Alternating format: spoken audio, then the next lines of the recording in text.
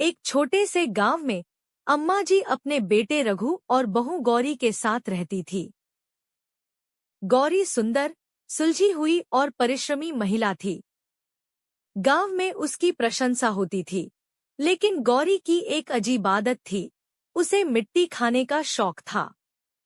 यह आदत उसे बचपन से ही थी और उसने कभी किसी को इसके बारे में नहीं बताया था। एक दिन रघु ने गौरी को छिपकर मिट्टी खाते हुए देख लिया। उसने अम्मा जी को बताया और वे दोनों चिंतित हो गए।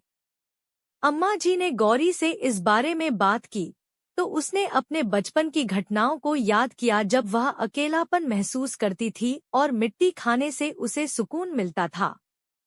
अम्मा जी ने गांव के वैद्य से सलाह ली। वैद्य ने बताया कि यह आदत शारीरिक कमी का परिणाम हो सकती है, जैसे कि खनिज की कमी। उन्होंने कुछ जड़ी बूटियों का मिश्रण तैयार किया और कहा कि गौरी को यह रोज पीना होगा। साथ ही उसे पौष्टिक आहार की भी सलाह दी गई। गौरी ने वैद्य के निर्देशानुसार इलाज शुरू किया। एक दिन अम्मा जी ने गांव के पुराने मंदिर में रखी एक प्राचीन किताब में एक कथा पढ़ी।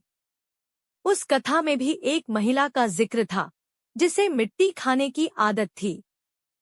उस महिला ने एक विशेष अनुष्ठान और पूजा के माध्यम से अपनी आदत छोड़ी थी।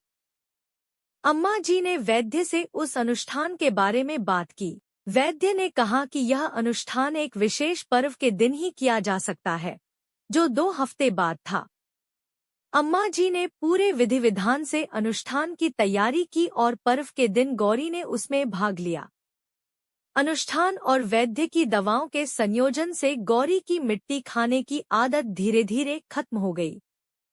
अब वह स्वस्थ थी और गांव में उसकी मिसाल दी जाने लगी।